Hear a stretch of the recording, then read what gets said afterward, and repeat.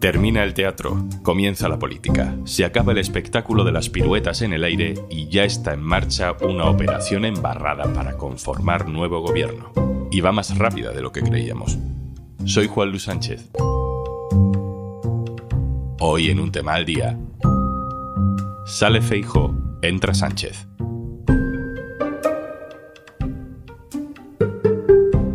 Una cosa antes de empezar. Hola, soy Juanjo de Podimo. Cómo me gusta venir por aquí a recomendarte cositas. Pero oye, que si por lo que sea no me quieres escuchar a mí, en Podimo puedes escuchar Un Tema al Día sin interrupciones. Entra en podimo.es/al día, que ahí tienes 60 días gratis. Ha pasado exactamente lo que sabíamos que iba a pasar. Votos a favor del candidato, 172. Votos en contra del candidato, 178. Abstenciones, 0. Los números de la primera votación del martes son los mismos que los de la votación del viernes. Feijóo no ha conseguido, 2 meses después de las elecciones, ganarse la investidura. Por fin pasamos de pantalla, por fin podemos avanzar y ahora sí llega la hora de la verdad.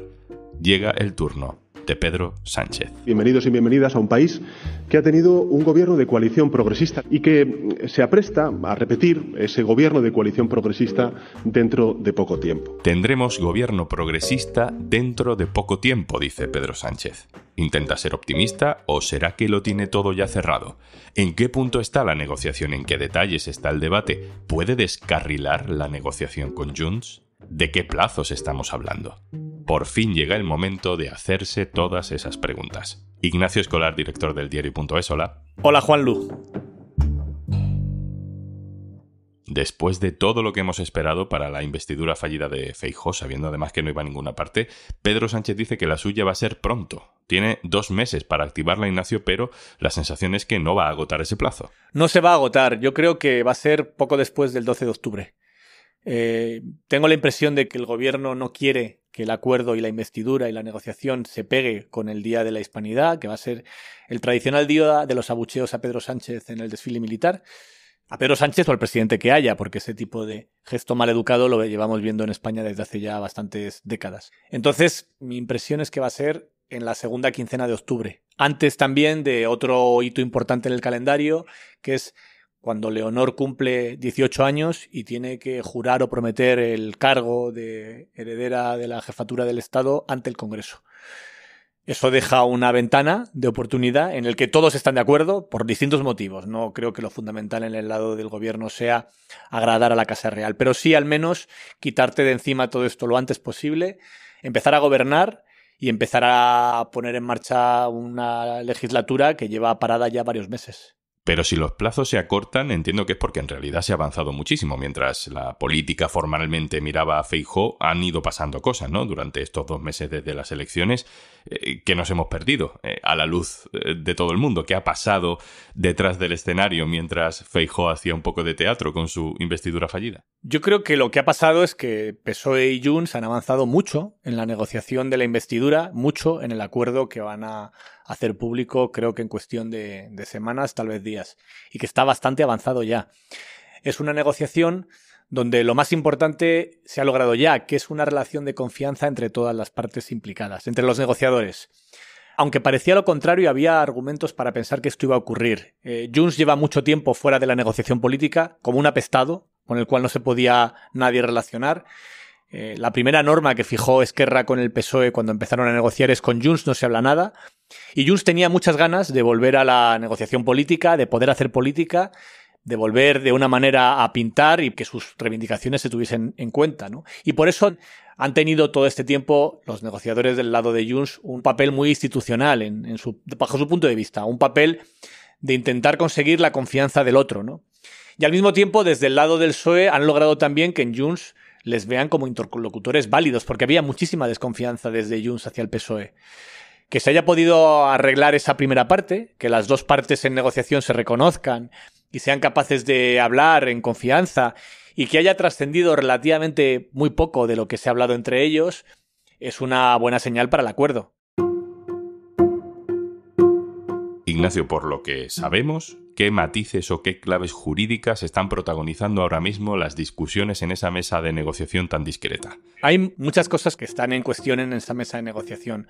Por un lado, hay un tema que es el del mediador que pide Junts, que lo que quieren es que haya alguien externo, alguien extranjero, reconocido por ambas partes, una persona de prestigio, que haga de garante de que lo que se ha pactado se va a cumplir y que en caso de que alguna de las dos partes no cumpla, pueda decir esto se había comprometido y no se hizo. Creo que eso es uno de los puntos importantes para Junts y comprometidos para el PSOE, porque es reconocer un conflicto bilateral entre España y Cataluña, en el fondo, ¿no? Aunque sea entre dos partidos. Y es algo bastante complejo entre otros motivos, porque en Cataluña las elecciones las ganó el PSC, no Junts, con lo cual reconocer que Junts es el interlocutor de una parte con un mediador internacional es una profundidad diplomática que al PSOE le cuesta un poco. Otro aspecto va a ser el preámbulo de la ley de amnistía, que es casi más delicado que la propia ley de amnistía en sí. El articulado de la ley de amnistía serán 7, 8, 9 artículos, una cosa bastante breve. Lo complejo es justificar en el preámbulo, que es un texto común de ambas partes, qué ha pasado para que haga falta una amnistía. Y ahí tienes que hablar del 1 de octubre, tienes que hablar de la sentencia del estatut, tienes que hablar de un montón de cosas donde el relato que hacen cada una de las dos partes no es compartido y que tendrán que buscar un punto en común.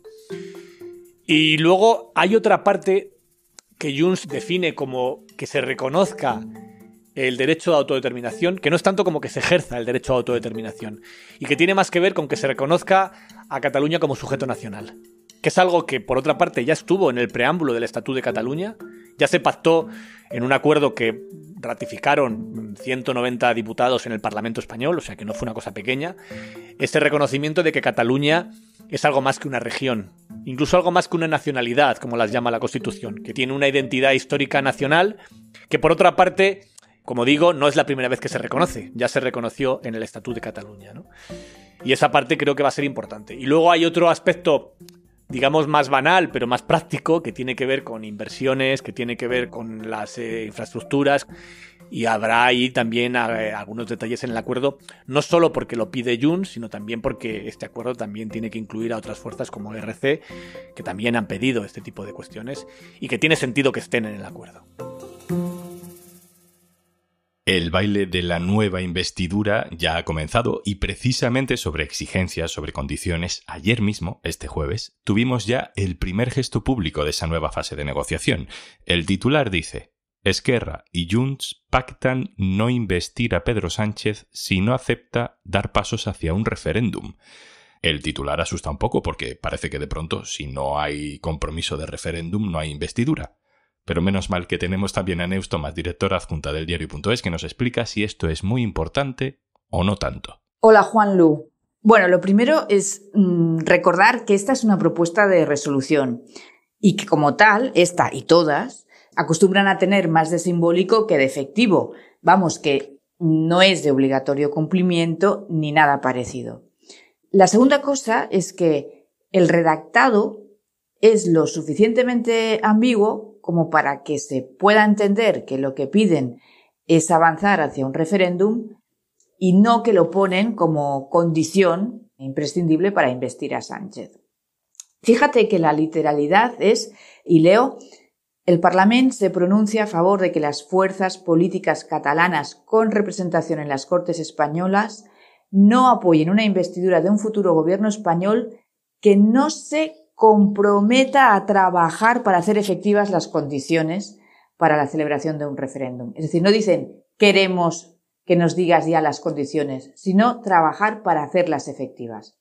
Dos elementos más. Uno es que Junts y Esquerra se hayan puesto de acuerdo, sí que es ya una noticia porque están en una competición permanente, también a la hora de fijarle el precio de sus votos a Sánchez. Y la otra es que desde el principio los dos han dicho que con la amnistía no sería suficiente, tanto Junts y Esquerra lo han repetido, y que quieren que antes de la investidura se acuerde que en esta legislatura se avanzará hacia una consulta que ellos solo interpretan como un referéndum de autodeterminación, aunque a mí me gusta estos días recordar que ya en la mesa de diálogo pactada con Esquerra, el PSOE en ese momento se avino a que cualquier acuerdo sobre el autogobierno que se alcanzase se acabaría refrendando en una votación. La cosa es ver ahora si el PSOE les hace una contrapropuesta. De momento ya sabemos que esta, la que hemos conocido ahora en el Parlamento, es la de Máximos, es la música que le presentarán los independentistas a Sánchez. Por tanto, mi resumen es que de momento sigue la partida. Ignacio, vuelvo contigo. Esquerra ha perdido completamente el protagonismo. Todos estamos hablando todo el rato de Junts. Ya hemos visto a Esquerra hacer declaraciones por su cuenta, hablar de la ley de amnistía, intentando como dejar claro que ellos también están consiguiendo cosas para el independentismo, pero saliéndose un poco del carril y de la discreción de la negociación. No sé si te parece que ese agobio que pueda tener Esquerra por no perder su lugar puede acabar dando problemas. Esquerra está intentando quitarle méritos y medallas a Junts. Cuando dice que la amnistía es solo el principio y que es algo irrelevante, que ya está pactado, que es lo de menos, es porque quiere decir que no vale nada el triunfo que está consiguiendo Junts. Porque hay que entender siempre a la hora de analizar la cuestión catalana que una de las claves más importantes, creo que fue la que llevó a la DUI, básicamente, es la competencia interna entre los dos grandes partidos independentistas, que es enorme, ¿eh? Y yo creo que Esquerra tiene una posición un poco más complicada que la de Junts, porque a diferencia de Junts, Esquerra no puede aparecer en un pacto como el que provoca que haya una repetición electoral y que dé una oportunidad a la extrema derecha. Porque lo ha conseguido Junts en vez de ellos. Entonces yo veo que va a haber mucho ruido dialéctico por parte de Esquerra, pero que en la práctica tienen prácticamente imposible votar en contra si Junts vota a favor. Y si se llega a un acuerdo tan histórico y tan ambicioso como supondría una amnistía. No, una amnistía que también beneficia a su gente, por otra parte. No creo que haya por ese lado un susto en las negociaciones de la investidura.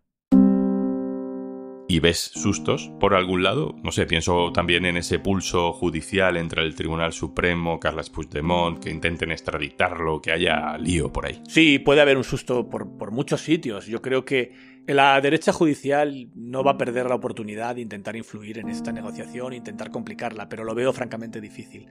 Aunque Llarena active la euroorden para intentar encarcelar, los plazos son mucho más lentos y es muy improbable que eso vaya a ocurrir. Que vaya de repente a Puigdemont ser encarcelado y extraditado justo antes de que se vote la investidura a Sánchez. Se puede intentar, pero veo muy difícil que ocurra. En todo caso, Ignacio, por muy optimista que sea Sánchez o la izquierda en general, la contestación de la derecha sabemos que va a ser muy, muy fuerte. Yo creo que el problema que tiene la derecha en la oposición a este gobierno es que se han quedado sin rango dinámico, que es un término que utilizaba cuando me dedicaba a la música, ¿no? Si llegas al máximo de decibelios no puedes subir. No queda más. No tienes cómo. ¿Es posible subir el rango dinámico después de lo que ha dicho la derecha de los indultos? ¿Puede ahora decir algo más de lo que dijo cuando la malversación? Tienen un problema de que no tienen más con lo que subir el diapasón y aumentar los epítetos, los calificativos y la oposición, sobre todo después de unas elecciones donde el resultado es que tiene menos votos que los partidos que van a aprobar esta amnistía. Esta amnistía, además, hay que recordar que se vota en el Parlamento, no la vota el gobierno, lo vota una mayoría parlamentaria. Y los votos para esta mayoría parlamentaria son 12 millones y medio de españoles. Que los 11 de los que presume siempre Feijóo son muchos, pero 12 millones y medio son más. Y esto es una ley orgánica y se aprueba por mayoría absoluta. Ignacio Escolar, director del diario.es, muchas gracias. Gracias, Juanlu. Y antes de marcharnos... Hola, soy Juanjo de Podimo y me ha costado hoy especialmente elegir un contenido que recomendarte, pero es que han vuelto dos madres que adoramos en el equipo, dos madres súper realistas que igual no son conscientes de que están haciendo un trabajo brutal, hablando de la realidad que muchas mujeres viven cuando son madres. Y lo hacen con la actriz de Valeria, Diana Gómez, para iniciar esta nueva temporada. A mí me pasó después de parir, claro, mi hijo fue prematuro, con lo cual yo el último mes de embarazo no lo tuve. Entonces yo me acuerdo que la gente celebraba mucho cuando me veía, en plan de no parece que hayas estado embarazada. Y yo pensaba, claro, porque el último mes de embarazo no lo viví y esto no es positivo. Entonces, esta cosa siempre de opinar sobre el cuerpo de las mujeres, sea lo que sea, o sea porque esté más o menos, pero a mí me molestaba mucho. Y si quieres 60 días gratis para descubrir todo el contenido exclusivo de Podimo, tienes que hacer una cosa súper sencilla. Bueno, 2, registrarte en podimo.es/al-día y disfrutar. Esto es Un Tema al Día, el podcast del diario.es. Si te gusta lo que hacemos, necesitamos tu apoyo. Hazte socio, hazte socia en el diario.es/socio. Este podcast lo producen Carmen Ibáñez, Marcos García Santonja e Izaskun Pérez. El montaje es de Pedro Nogales. Yo soy Juanlu Sánchez. El lunes, otro tema.